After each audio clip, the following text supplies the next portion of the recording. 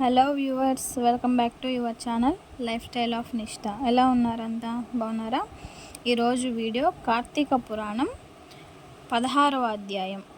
అంటే ముందుగానే నేను 17వ అధ్యాయం పెట్టేశాను. ఎందుకంటే నా ఫోను కొన్ని కారణాల వల్ల హ్యాంగ్ అయింది. దానివల్ల 16వ అధ్యాయం ఎందుకనో అప్లోడ్ అవ్వలేదు. అందుకని నేను నిన్న 17వ అధ్యాయాన్ని అప్లోడ్ చేశాను. దానివల్ల నేను ఈరోజు 16వ అధ్యాయాన్ని ఈరోజు అప్లోడ్ చేస్తున్నాను. Sorry for the trouble. ఇంకా నా ఛానల్ని ఎవరైనా సబ్స్క్రైబ్ చేసుకోకపోతే సబ్స్క్రైబ్ చేసుకోండి, లైక్ చేయండి, షేర్ చేయండి. కార్తీక పురాణం చదివే వాళ్ళకి ఎంత పుణ్యమో వినే వాళ్ళకు కూడా అంతే పుణ్యమని మన పురాణాల్లో చెప్పబడింది. ఇకపోతే ఈరోజు 16వ రోజు బహుళ పాడ్యమి. అగ్నిదేవుణ్ణి పూజించాలి. ఉసిరి, ఉల్లి, మజ్జిగ తినకూడదు. వేడి పదార్థాలను తినాలి. తేజోవృద్ధి, దక్షిణ, తాంబూలం, బంగారం, నెయ్యి, శాఖ దానం చేయాలి. 16వ రోజు చేయవలసినటువంటి పారాయణం. దీపస్తంభ మహత్యం. మరలా వశిష్ఠుడు ఈ విధంగా చెప్పసాగాడు. ఓ రాజా, కార్తీక మాసం దామోదరునికి ఎంతో ఇష్టమైన మాసం. ఆ మాసంలో స్నాన దాన వ్రతములు చేయుట, సాలగ్రామ దానం చేయుట చాలా ముఖ్యం. ఎవరైతే కార్తీక మాసం నందు తనకు శక్తి ఉన్న దానం చేయరో అట్టివారు రౌరవాది నరక బాధలు అనుభవిస్తారు. ఈ నెల రోజులు తాంబూలాలను ఏ ఒక్కరోజు మరవకుండా తులసి కోట వద్ద భగవంతుని వద్ద కానీ ఉంచి దీపారాధన చేసినచో సమస్త పాపాలు నశించుటయే కాక వైకుంఠ ప్రాప్తి కలుగుతుంది. కార్తీక శుద్ధ పౌర్ణమి రోజున నదీ స్నానం చేసి భగవంతుని సన్నిధిలో దీపం వెలిగిస్తే పుత్ర సంతానం కలుగుతుంది. సంతానవంతులు చేసినచో సంతాన నష్టం లేకుండా పుట్టిన బిడ్డలు చిరంజీవులై ఉంటారు. ఈ మాసంలో ధ్వజస్తంభం నందు ఆకాశ దీపము వెలిగించిన వారు వైకుంఠంలో భోగభాగ్యాలు అనుభవిస్తారు. కార్తీక మాసం అంతయు కార్తీక దీపంతో పాటు స్తంభ దీపాన్ని కూడా నమస్కరించి స్త్రీ పురుషులకు సకల ఐశ్వర్యాలు కలిగి వారి జీవితం ఆనందదాయకంగా ఉంటుంది. దీపం పెట్టడానికి శక్తి ఉండి కూడా దీపం పెట్టనివారు, లేక దీపం పెట్టువారిని పరిహాసం చేయువారు చుంచు జన్మ ఎత్తుతారు. దీనికి ఒక కథ ఉంది, చెప్తాను వినండి. దీపస్తంభం బ్రాహ్మణుడుగా మారుట. మంతగ మహాముని తన ఆశ్రమంలో ఒక విష్ణు మందిరం ఉన్నది. అందులో ఆయన నిత్యం పూజలు చేసేవాడు. కార్తీక మాసంలో ఆ ఆశ్రమం చుట్టుపక్కల ఉన్న మునులు కూడా వచ్చి పూజలు చేసేవారు.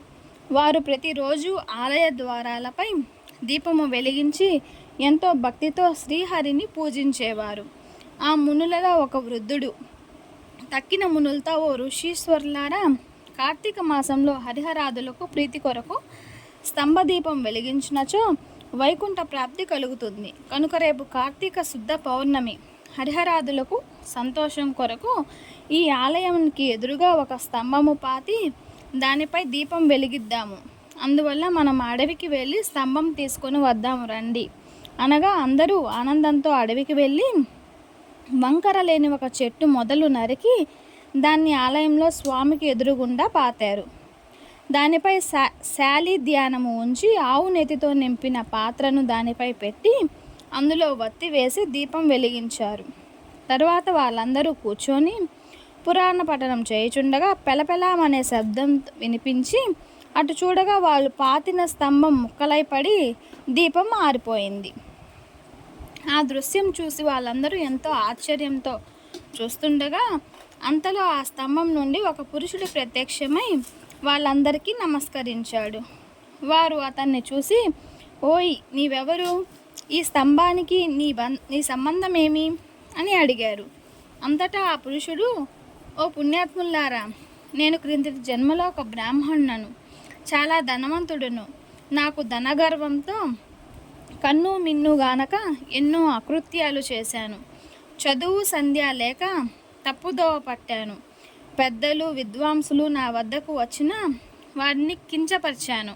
స్నాన దానాలు మాని శ్రీహరిని పూజింపగా నేను నా పరివారంతో కూర్చుండి ఉన్న సమయాన ఏ బ్రాహ్మణుడైనా వచ్చి నన్ను ఆశ్రయించినప్పుడు అతనిచే నా కాళ్ళు కడిగించి ఆ నీళ్లు నెత్తి మీద చల్లుకోమని చెప్పి నానా దుర్భషలాడి పంపేవాడిని.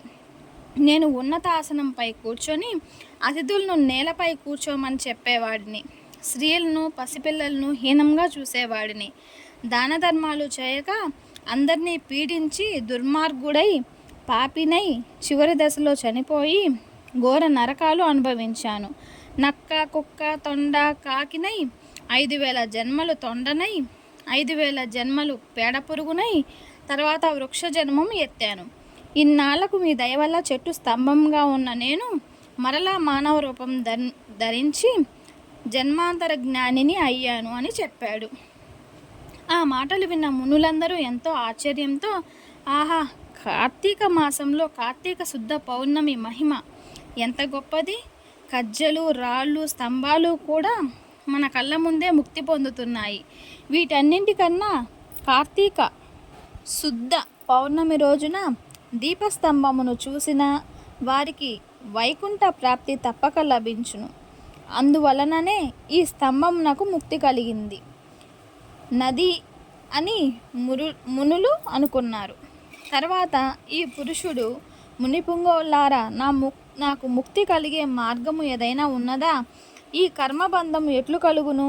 అది ఏ విధంగా నశించును? అనే నా ఈ సందేహాలకు సమాధానం చెప్పవలసిందిగా ప్రార్థించాడు. అక్కడ ఉన్న మునీశ్వరులలో ఒకరు అంగీరస మునితో, స్వామి, మీరే ఈ సందేహాలకు తీర్చగలరు, దానికి సమర్థులు అని కోరారు. స్కంద పురాణంలో వశిష్ఠ ప్రోక్త కార్తీక మహత్య మండలి షోడశాధ్యాయం అంటే 16వ రోజు పారాయణం పూర్తి అయినది. చూశారు కదండి, 16వ రోజు పారాయణం ఇదన్నమాట. అండ్ నిన్న 16వ రోజు అధ్యాయం అప్లోడ్ చేయడానికి చాలా ట్రై చేశానండి. ఆఫ్టర్నూన్ 12 నుంచి ఈవినింగ్ 9-9:30 వరకు ట్రై చేశాను. నా వల్ల అవ్వలేదు. Sorry for the trouble.